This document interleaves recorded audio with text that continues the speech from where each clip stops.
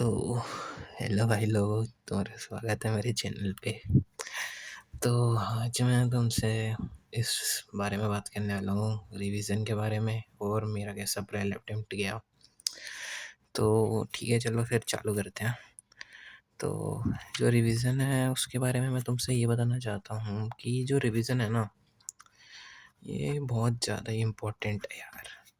मतलब इसमें मैंने भी थोड़ी गलती करी है, बट वही है कि मैंने जब लास्ट में प्रिपेयर किया तो ना सबसे ज़्यादा दिक्कत मुझे यही चीज़ में हो रही थी रिवीजन करने में। मतलब मैंने चैप्टर बहुत सारे पढ़े थे, बट वही दिक्कत है कि मैं रिवाइज़ नहीं कर पा रहा था सारे चैप्टर्स को।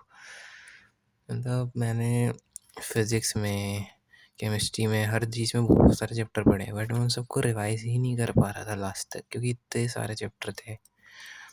और मैं बात करूँ मेरे अप्रैल अटेम्प्ट की, वो कैसा गया, तो मेरी फोर्थ अप्रैल की शिफ्ट 1 थी। अप्रैल की शिफ्ट 1 तो ईज़ी शिफ्ट थी, मतलब ऐसा कुछ था नहीं उसमें डिफ़िकल्ट। तो मैं बता दूँ, मैंने टोटल 32 क्वेश्चन अटेम्प्ट करे थे, क्वेश्चंस। और उसमें से मैंने केमिस्ट्री के अंदर करे थे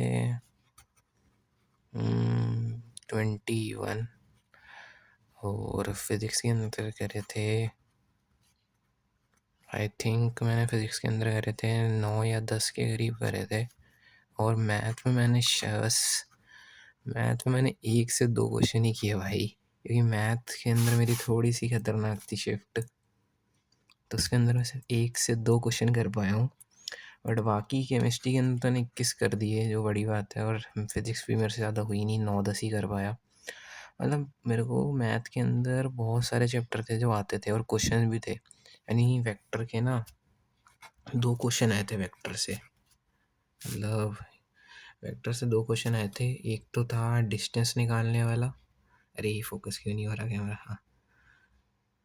हाँ, वेक्टर से 2 क्वेश्चन आए थे। एक क्वेश्चन था जिसमें हमें डिस्टेंस निकालना था किसी लाइन के अलोंग, वो मुझसे हुआ नहीं। और एक क्वेश्चन था कि 2 लाइन दी हुई थी, वो इंटरसेक्ट कर रही थी एक लाइन को, तो फिर हमें वो पॉइंट से डिस्टेंस बताना था उन दोनों पॉइंट्स का, जिस पे 2 लाइन इंटरसेक्ट कर रही थी एक लाइन को। वो भी नहीं हुआ मुझसे। बस एक क्वेश्चन हुआ था मुझसे जो कि परमुटेशन का था, जिसके अंदर बॉयज़ और गर्ल्स को सेट करना था। वो मुझसे हो गया था, पता नहीं कैसे। उसके 4 से कुछ चालू हो रहा था आंसर। बाकी केमिस्ट्री के अंदर तो मैंने सबसे ज़्यादा इनऑर्गेनिक करी थी, और फिज़िकल करी थी बाकी मैंने। और ऑर्गेनिक इतने ज़्यादा क्वेश्चन थे नहीं, रिएक्शन वाले ज़्यादातर नॉर्मल से क्वेश्चन थे। मैंने रिवाइज़ भी नहीं करी थी ज़्यादा, फिर भी हो गई। बस यही है। और मैं मतलब ना सबसे ज़्यादा दिक्कत यही हुई मुझे लास्ट के अंदर रिवीजन करने में सारे चैप्टर्स को। मतलब मैंने ना, देखो मैंने क्या किया था, मैं दिखाता हूँ। मैंने ना यूट्यूब के अंदर रिवाइज़ कर रहे थे सारे चैप्टर। मतलब मैंने नोट्स से भी करे थे, बट उनसे ज़्यादा समझ नहीं आता था। तो देखो मैंने EMI, rotation, centre of mass, ये सब रिवाइज़ किया था यहीं से। मतलब बहुत सारे चैप्टर रिवाइज़ किए थे, वही है।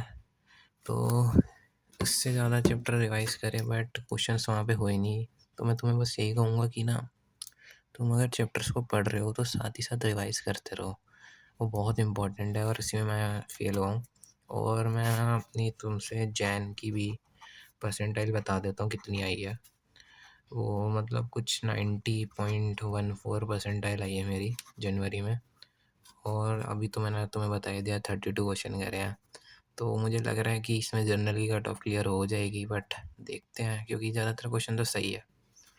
और अगर फिज़िक्स के सही रहे तो फिर तो हो ही जानी चाहिए। मैथ्स से तो कोई उम्मीद ही नहीं है। तो बस तुम्हें मैं ना यही बताऊँगा, अगर तुम प्रिपेयर कर रहे हो जेईई के लिए ना, तो भाई रिवाइज़ ज़रूर करो अपने पुराने चैप्टर्स को भाई। जो मैंने गलती करी है ना, वो बिल्कुल मत करना, क्योंकि उसके बिना तो भाई जेईई बहुत ज़्यादा टफ हो जाएगा रिवीजन के बिना। वरना तो बहुत तुम आराम से कर लोगे। और अब मैं अपना आगे का प्लान बताऊँ तो भाई मैंने तो अभी कुछ सोचा नहीं। मैं सोच रहा हूँ पहले एक बारी कितनी परसेंटाइल आती है उसके बाद ही सोचूं क्या करना है। तो बस इतना ही था इस वीडियो में। तो all the best for your exams, bye.